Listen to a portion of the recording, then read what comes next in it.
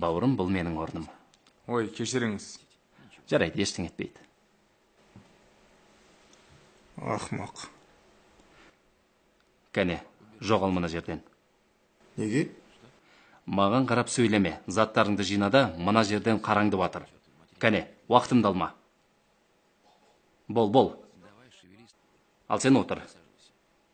Бизнесмен болам деген адам ең бірінші адам сыйлай білу керек. Бастамас бұрын сендерге бір сұрақ қояйын. Бизнес бастау жайлы кім не білет? Сетевой маркетинг қой. Жақсы, сен де кете берсең болады. Не? Білмей бірден күйе жағатын, тырнақ астынан кір іздейтіндер бизнесмен бола алмайды.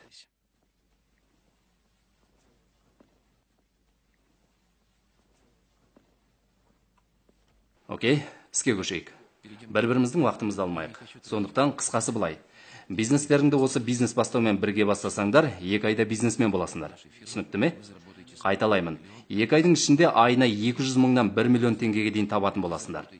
Бірақ 1 миллион теңге табасыңдар ма? Таппайсыңдар ма? Мәселе онда емес. Мәселе миллионды неше рет табасыңдар? Мәселе сонда.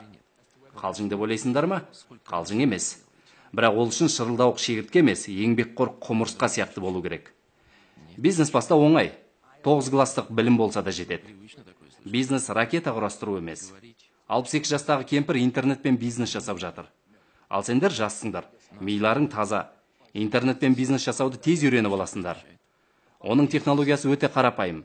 3 қадамнан тұрады. Біріншісі фотошоппен баннер жасау. Бұл күнкөріс көзі. Екіншісі сайт жасау. Бұл табыстың көзі. Үшіншісі SMM, КМС, РСА. Осыны үйреніп алсаңдар бітті. Байлықтың кілті қолдарында. Миллионер боласыңдар.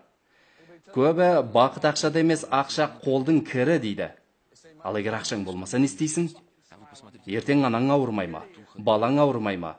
Сол кезде ауруханаға барда, мына кісі менің анам еді, әлемдегі ең жақсы адам, тегін емдеп бересіз бе деп айтып көрші.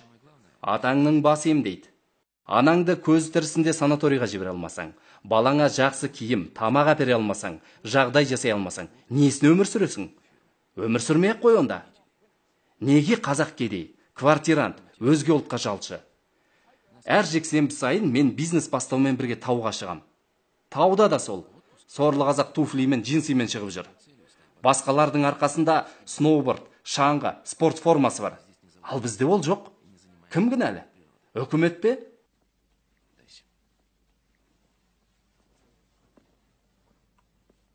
Үкімет басқа ұлттарға басқа жағдай, қазақтарға басқа жағдай жасап жатқан жоқ қой.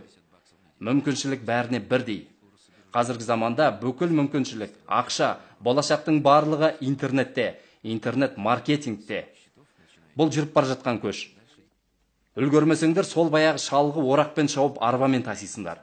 Үлгерсеңдер комбайнмен шауып машинамен тасисыңдар. Бүгінгі нәрсе ертең ескіріп қалады. Ешкім енді қайтадан мәшинені тастап атарбаға отырмайды. Комбайнды тастап орақпен ормайды. Солай ғой. Доллар қазір қанша? 308 бе? Ертең 400, 500 болса қайтесің? Қазір баяғыдай бутик ашу, базарда сауда жасау қалып барады. Сондықтан бос сөзді қойып, интернет маркетингті үйрену керек. Болашақ интернетте. Қыдыру, теледидар көру, Фейсбукта бос отыру, бәрін қою керек. Ал енді ойланыңдар. Өміріне еш өзгеріс енгізбей, сол баяғы жалқау қалпында қалам десеңдер, өздерің біліңдер. Бірақ өзіне де, өзгеге де пайдасын тигізетін мықты бизнесмен болам деушілерді бизнес бастауда күтем.